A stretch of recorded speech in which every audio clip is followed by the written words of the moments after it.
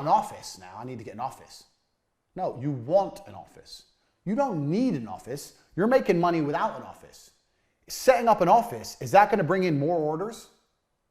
How will you be in an, how is you being in an office when the website's exactly the same going to bring in more orders? It's not. It's not going to change anything. If you spend that money on more YouTubers talking about your products, you'll bring in more money. Only spend money if it's going to directly, if you can see the clear path to how it's going to lead to more money in, or don't spend it. Too many people fuck up because they just go, oh yeah, let me invest in, oh, I need an office, or we need a, I have this all the time with people, all the time. I get approached with this all the time. You need a back end. Fucking back end. All the time. You need to spend, it's only 2 days ago, 15,000 euro he wanted to build me this super back end, because I have the war room, which is all run on Telegram, and all this bots. So when someone buys a product, it automatically links to their Telegram ID, automatically adds them in and out. The war room checks what other products they have, links them into the right rooms in the war room, blah, blah, blah, blah, blah. And I'm sitting there going, okay, I see how that would be useful, a huge, very complicated technical back end. But I don't see how that's going to bring more people in the front. I'm a millionaire. He wanted 15 grand, which is nothing. I don't see how me having all this fancy shit behind my website at this current stage, maybe at a later date, is going to make more people buy from my website. So why do I need it? All I need is people to buy. I don't need this back end, fucking back end, this big, huge back end for money. That may speed up things once they've already purchased. But right now I'm doing everything manually with staff, and the staff are competent and it's getting done. It's fine. So why do I need to spend this money? It goes against my business principles. When someone explains to me how this back end will convince more people at the front end to buy, then I'll be interested. But until then, if I'm going to spend 15 grand, I'm going to spend it on bringing more people in the front door. Now, if I get overloaded and there's no possible way I can deliver on my products, I'll buy a back end. But until that happens, I am only interested in one thing, money in. What's the other lessons I taught you in the first 10 lessons? One of the lessons was what? What's a business? A business is this. This is a business. This is a website, ain't a business. Money in the bank ain't a business. A back end ain't a business. The only thing that's a business is this. Orders coming in.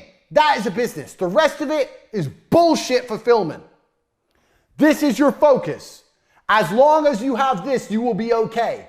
T2 succeeded for a year, and it would have been for many years, because of this. As long as you have this, nothing will go wrong. If this goes, you're fucked. You can have the best website, the best cash reserves, and the best back end in the world. If no one's ordering, you're going to go out of business. If you have lots of orders, no cash reserves, and no back end, but people are buying and buying and buying, you've got a business. This is it. This is your focus. If you're going to spend money, it has to directly lead to this. Don't fall for the geek shit, especially with the war room. I've had so many people come at me and go, oh, and it's going to be a program, and it's going to be geek shit, programming, blah, blah, blah, blah, and you're going to be able to see everything, da, da, da. Very interesting. I understand why that sounds like something I need. But I don't see how it's going to convince more people to join the war room. People join the war room because I'm me and I give value. That's why they join the war room. And manually, I make sure everyone ends up where they need to be. And it's fine. You could argue that this might speed things up. And that's going to go back to number one, speed. This is going to speed things up, give my staff more time. But I already do my staff time equation. Remember staff, time saving? I'm very happy with the amount of time that's being saved, the amount of money each member of staff's making me. I have a good equation right now for my staff. That doesn't need adjusting. My staff are all fantastic. Everyone I work with is G. So I don't need to invest a bunch of money. Plus, it's probably going to have a bunch of teething problems and not work properly anyway. So the point is, if you're going to spend money, be careful. And if you're going to spend money, you need to see a clear link to how it's going to bring more money in. Nothing else. This is your business. Nothing else is your business. The rest is bullshit. Point 13, and this is fucking important, and this is the biggest mistake I made with T2. Businesses won't last forever. I know you think your business will last forever, but it won't. And if a business won't last forever, you need to get rich quick and put yourself before your business. The biggest mistake I made with T2 is I was so desperate trying to keep it afloat that I wasn't taking any of my own money. I bought a new car and I gave myself a little bit of money. But if I could go back in time, I would have milked that cow. I had money in the bank. But to keep it surviving, I didn't want to take so much money. I had to keep Dan's Coke habit down. So I reduced the amount of wages we were taking, kept it low. So when it all blew up, I wasn't sitting on any money. I kept the company alive at the expense of me. If I could go back in time, by the time it all blew up, I'd be sitting on $500,000 clean. Look after yourself first. And this is very, very important because no business lasts forever. Doesn't matter what the business is. Even my TV advertising business that worked 13 years ago would never work today. Calling people on the phone trying to convince them out of money when they can just get a YouTuber for 500 pounds with more viewership and they can track the clicks and directly see how much money they're getting back, which you can't do with TV. I could never sell TV to someone today. Never. This is before Instagram, before social media, before YouTube. All this came along and killed TV now. Now there's a few big brands left. Netflix, who even watches TV? That business wouldn't last anymore. I bet if you told blacksmiths 200 years ago that being a blacksmith ain't gonna ever work again, they'd be like, what? People always need metal. What are you talking about? Blacksmiths aren't around anymore. Every single business is gonna fail, sooner or later.